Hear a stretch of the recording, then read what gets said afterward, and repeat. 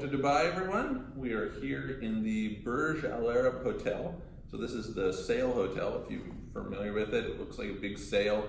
It's probably like the second most iconic hotel in the world. Unless we got this nice little desk here, it almost looks like I'm at a check-in, and this is literally part of your suite. So when you come in, they have this little setup. They give you a computer. It's quite nice, actually. Anyway, we're going to talk today about Dubai, what it is like to live here. We'll talk a little bit about UAE in general. I know just for the purposes of the last video, I've mentioned Dubai as a country. I'll interchangeably use the term Dubai and UAE just because of the fact that most people who would come here would really live in Dubai. So although there's multiple Emirates, there's Abu Dhabi is the probably next most known one. Although there's that case, really the vast majority of foreigners who come here will live in Dubai, and they would want to live in Dubai simply because it's the biggest, most developed area, there's the most services, it seems the most Western, etc. So although, it's not necessarily the case, it is most likely the case. So coming here, there's a few different options. A person traditionally could only get a 2 or 3 year visa. This was usually available by forming a company. However, you could also do it in other ways. People get work permits as well as by investment. They just this year have added a 5-year visa, a 10-year visa, and just like 2 or 3 days ago, they announced they're doing permanent residency, which is a big deal because although you basically can't get citizenship here. They give it out very rarely. Even if, say, you were living here, you had kids who were born here, they wouldn't be entitled to it unless you were Emirati, and then that's a little bit different. And typically, men can't, even if they were to say marry an Emirati woman, could not get citizenship here. So a woman who marries an Emirati man, potentially, but not the other way around. So it's been if you come here, what you'll find is everyone kind of realizes that it's the type of place you're not going to stay long term.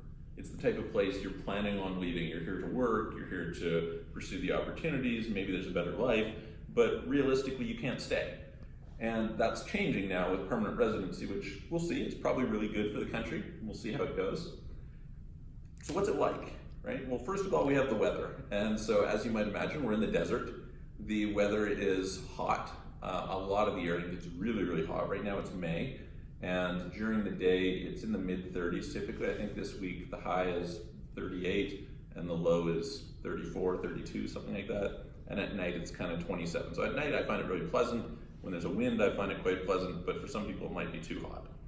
And that's a complaint that some people have. It never really gets cold here, although it's not hot in the winter. So in the winter, you're walking around and it's, in the teens kind of thing, depending on the time of day and things like that. So never really cold, but also not crazy hot either, but generally sunny. So that's, pretty appealing to a lot of people. A friend of mine years ago visited here and he described it a little bit like Vegas with a beach. And you could see where that comes from. So a lot of people feel like Dubai feels very fake. And if you think that Vegas is fake, then, you might think that Dubai is fake as well. How is this similar to Vegas? Well, it has a beach, so that's different, right? You can't gamble here, so it's less, I would say, about the entertainment, although there's a lot of entertainment here. It's definitely a place for tourists. You might see on TV, they have an indoor ski hill. They've got one of the biggest aquariums in the world here. They've got huge shopping malls. They've got a bunch of different tourist attractions. You can go bungee jumping, you can take helicopter rides, you can go up to the top of the tallest building in the world right now, Burj Khalifa.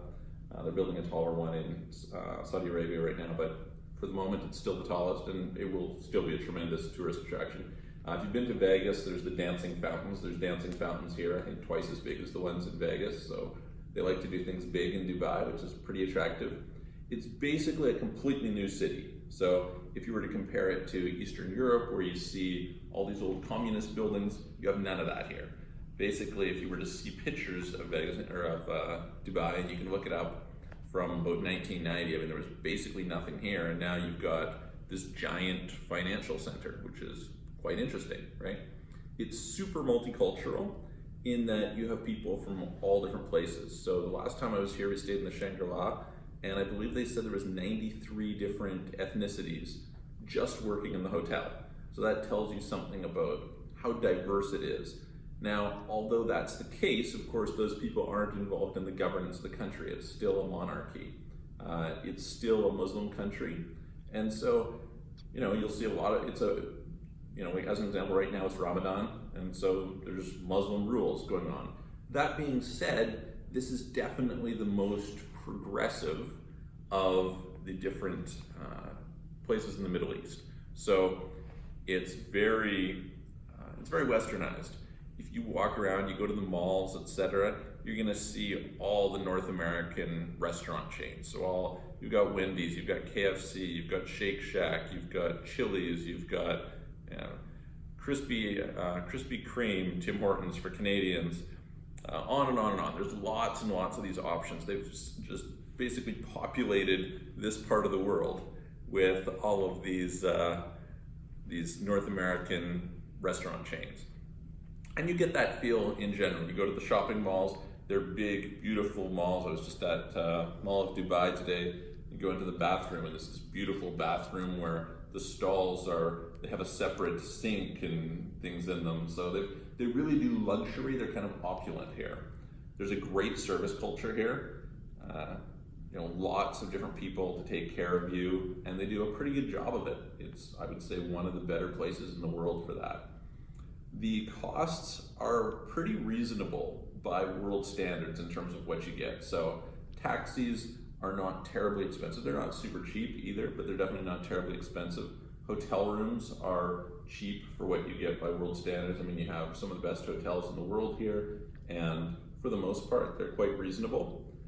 You get rent, real estate prices are fairly low, although you might, I would not necessarily consider buying here, just because of the fact that there's a lot of building that's been going on. There's a lot of vacancy. There's a lot of reason to believe the prices will drop, so timing might not be so great, but you can rent for fairly inexpensively, and if you wanted to, you could buy for fairly inexpensively. So for kind of a world-class city, you have that going for you. There's a bit of uncertainty about being in this part of the world, obviously, because you're in the Middle East, and who knows what's going to happen in the Middle East. Hopefully things are going to be great, and certainly they're very progressive in their thinking in terms of the initiatives that they have going on here. If you look at, some people criticize Dubai and the Emirates, a bunch of the Middle East in general, for their different policies. But if you just look at how they're progressing, they're very forward thinking. They're investing a lot in the future. They've really decided to make this a tourist hub. It's a fairly major financial center, which is pretty helpful. There's a lot of different banks here. A lot of financial services are being offered. Because of the fact that it's Muslim, you do not generally have an environment for loans. So the way that that's structured is a little bit different than what you would get in North America, Europe, Asia, things like this. What else can I tell you about it? You have a lot of conveniences that are available. Some people would say that it's not their taste. They don't like it. Just the nuances of any place really. It's a little bit hazy when you look out. So before I came to Dubai, I had this vision of something almost like New York. And actually it's not really like that. You have these concentration of tall buildings in certain areas, and then there's a lot of fairly flat areas separating those, which was for me a little bit of a surprise. Because you're in the desert, you get sandstorms that are associated with that.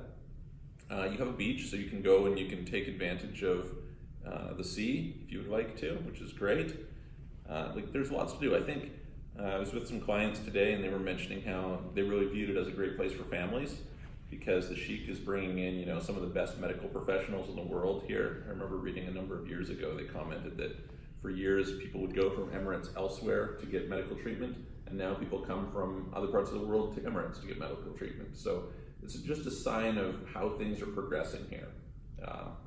An annoying thing is they block a bunch of things with respect to internet. So in particular, VoIP calling is mostly blocked. So it makes it a little bit challenging. Some websites are blocked. You kind of have to be aware that you're in an environment that is, you're in somebody's country. So literally this is a private country, right? You're in a monarchy where they have more or less absolute authority if they want to. And So, you have to be respectful of that. You have to kind of understand what the environment is. An example of that is drunkenness in public is not tolerated. So, for example, say you were to go to a nightclub, you might be used to in Australia going out, getting drunk, and then going onto the street, and that seems okay. That's not okay in Dubai or in Emirates. So, although there are places that you can certainly go out and party and you can certainly have a good time, they don't want you to bring that out into the public. So, there's different lifestyle things, and I would encourage somebody who was possibly interested, it's really attractive from the perspective that the tax system here is great. It's pretty well connected as a hub. I mean, Emirates is a fantastic airline. Basically, two of the probably top 4 or 5 airlines in the world would be Emirates and Etihad, are both based in UAE. Etihad out of Abu Dhabi and Emirates out of Dubai. And they've got a tremendous number of cities that they connect to around the world, so that's great. If you want to kind of position yourself between Asia and Europe, it's very nice in that respect. If you're traveling between there, you'll find that a lot of flights go in and out, and again, like the level of service that they give on their airlines, if you haven't flown Middle Eastern Airlines, you definitely have to fly Middle Eastern Airlines. There's like them and Singapore Air are like your options, so that's very good. Phone service, not great. So most plans around the world will not roam into the Middle East, for our purposes, Emirates. And it's fairly expensive here for access to phone plans, internet, etc. Internet's okay. It's not amazing. You can get decent internet, but if you were to compare it to like Hong Kong or Singapore or something, it's just not at the same caliber. Then again, you might not need that. You could hire people here. It's possible to get work visas to bring people in here, which is good. I wouldn't say that it's a really strong startup scene in terms of access to capital, in terms of VC money, etc. It's not something like New York, San Francisco, etc. So those are some things to consider. But for the right person, I mean, it's a great place to come, especially if you could get this permanent residency. I think the thing really to be aware of is, again, for a lot of people it's not permanent, and also I guess kind of the final warning for some people is that you want to look at your tax treaties and how your country views Dubai and Emirates. So for example, if you're from Canada, the tax treaty between Canada and Emirates basically makes it not possible to be a tax resident under that treaty in Emirates for a Canadian, which is interesting. Likewise, Australia tends to view Emirates, if people come there, as a temporary place. So it's not like it's seen that they're permanently going to be there. Now that's not the case for everywhere. And certainly, if you've cut ties with your home country and, you come, then there's obviously that side of it. But something to be aware of when you're doing an evaluation. If you have more questions, you can definitely reach out. And like I said, I think one way or another, it's worth coming to Dubai. It's worth visiting and seeing what it's all about, seeing whether it's something that you like or not, and then you can decide from there. So hope to see you on the next video, and reach out to us if you have any questions.